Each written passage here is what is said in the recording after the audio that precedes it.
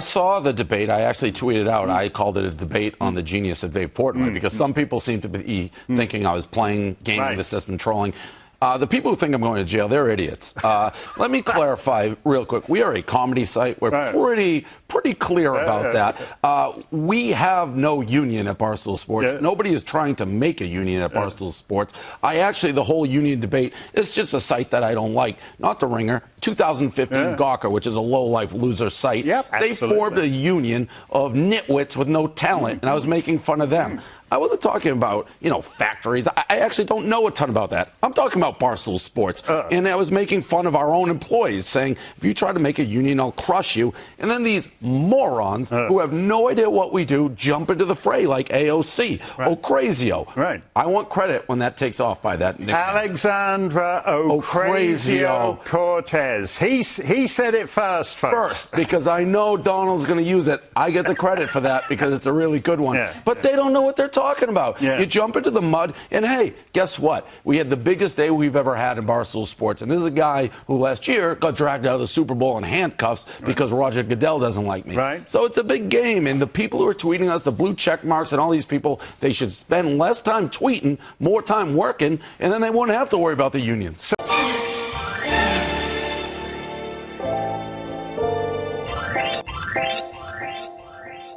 Welcome back to another episode of Andrew Says I Wouldn't Lie to You, except for maybe this once, a very good one today for you, because you love AOC, don't you? If you don't know who Dave Portnoy is, you just saw him, the founder of Barstool Sports. He's famous mostly, besides the whole content of his company there, for his pizza reviews, which are very popular. Sometimes he does them alone, sometimes he does them with celebrity guests. They get millions of views almost every time. And the places they do pizza reviews at, if they get a good score, their sales go way up. Take a look. What we do, Dan, real simple.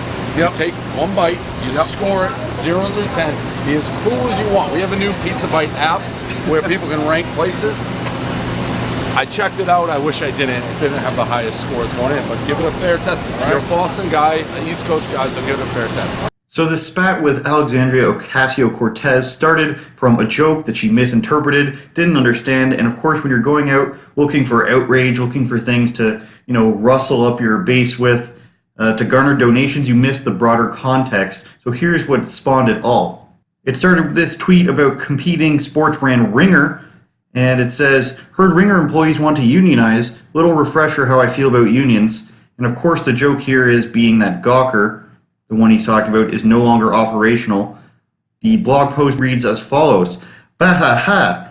I hope and pray that Barstool employees try to unionize. I can't tell you how much I want them to unionize. Just so I can smash their little union to smithereens. Nothing would please me more than to break it into a million little pieces. Oh, you think you deserve health insurance? You don't think you should have to work with squirrels in the office? You don't think I should duct tape Hank to the walls? Well, now yous can't leave. No more free water, no more vacation days. I'm going to dump rats into the walls. Now that's pretty obviously a joke for anyone that bothers to read it. AOCs and others seem to be caught reading the headlines and not reading it at all, and trying to virtue signal for unions, union representatives, workers, I don't know. But pretty accurately is described as blowing up in their face. Rafi Letzer of Live Science, or Live Science, don't know, don't care. If you work for Barstool and want to have a private chat about the unionization process, how little power your boss has to stop you, and how you can leverage that power to make your life better, my DMs are open. Now, realizing that he doesn't get the joke, Portnoy responds with, if you work for Barstool Sports and DM this man, I will fire you on the spot. Now, after seeing this, it should have been maybe a little bit more research into it. Why would somebody just say this? That's a boss, doesn't look good for your company. AOC doesn't care, she chimes right in without paying attention at all. If you're a boss tweeting firing threats to employees trying to unionize, you are likely breaking the law and can be sued. In your own words, on the spot. All workers in the U.S. have the protected freedom to organize for better conditions. Very stunning and brave from AOC. Even people in the comments say, that she has no idea what she's talking about when she says she could be suing them. They could be sued.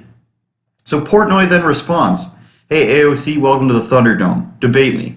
Of course, AOC does not directly respond to that. She says, quote, bosses don't wield all the power. Workers have plenty, yet many don't know it. Study up and search the history of labor rights in America.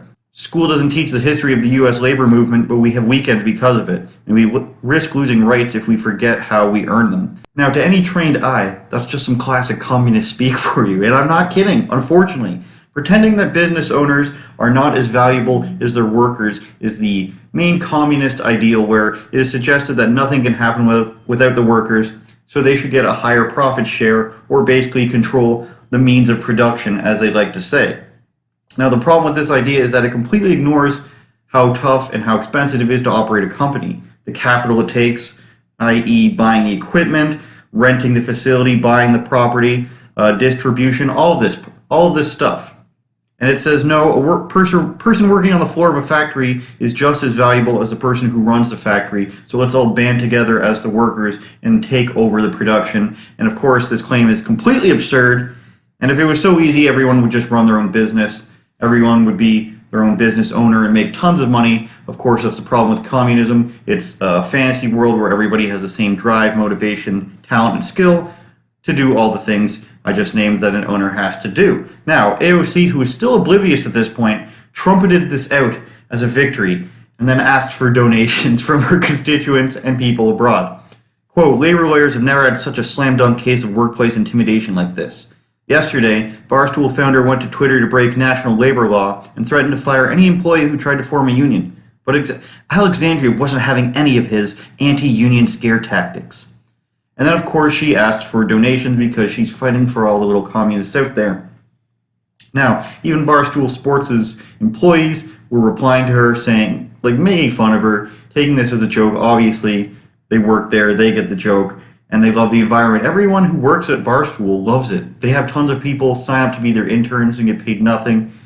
And it blows people up. People go there and they become huge personalities and they leave. It's like it's like the Howard Stern show almost, but for sports. People get side careers and become their new careers from it.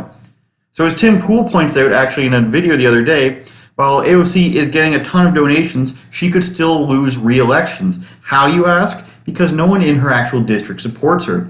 We have known from different polls and studies, she has a very low favorability rating, even amongst her own constituents. So where are these donations come from? Let's let Tim Pool describe to you.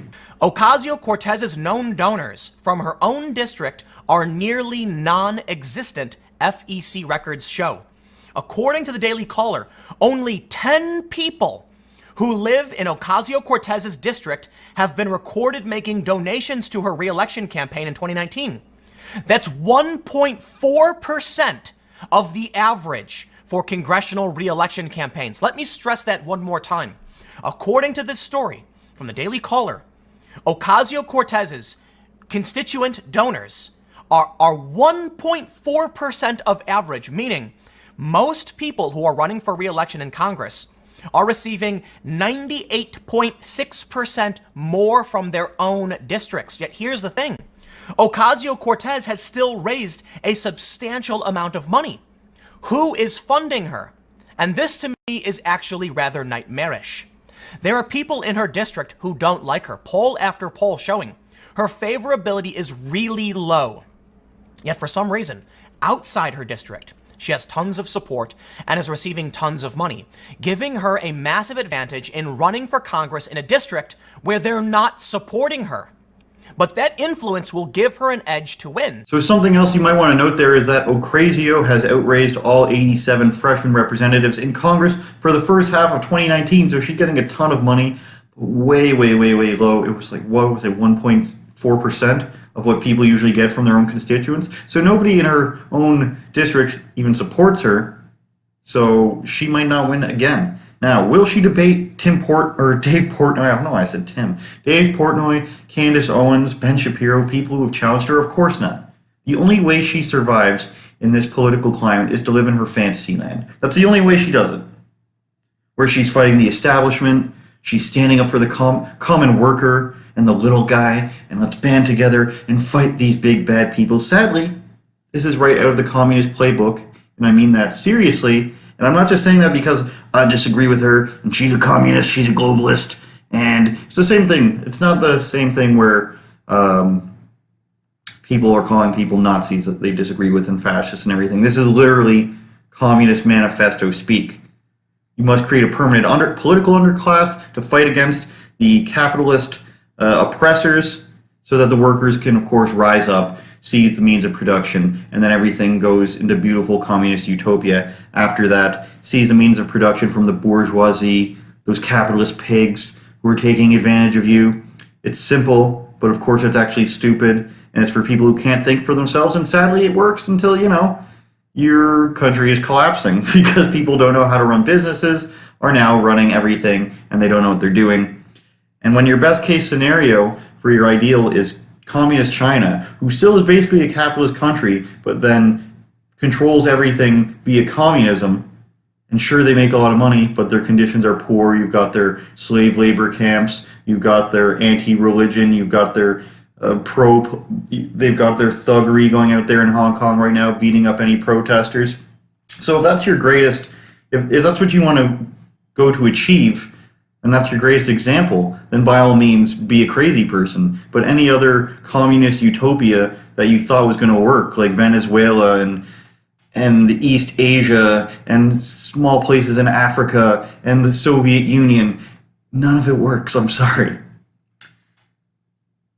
We get to see we're starting to see, and we've been seeing the entire political life cycle of AOC, from her inception into Congress and her district to now and in the future. And I'm willing to bet that throughout this whole cycle, she doesn't debate anyone unless she absolutely has to. Unless she's running for president and she has to debate people. Even in the Democratic primaries, she won't get any pushback because they're clearly all talking the same stuff here. But anytime you see Bernie Sanders debate anyone, he gets destroyed. You ever see him against Ted Cruz? It's a mockery of a debate because he gets destroyed so bad. Bernie Sanders gets destroyed by moderators. Now, if AOC, who's got 30 to 100 years less experience than Bernie Sanders, I don't know, Sanders has been in since the 70s, I think, she'd absolutely get destroyed. So she has to live in this land of pretend where she's fighting against people and her ideas just go unchallenged, because as soon as they do get challenged, they get the floor mopped with them. I hope people see through such charades. When you're constantly running from debate and politics, it means that you're going to lose if you do it, so you don't want to make yourself look bad.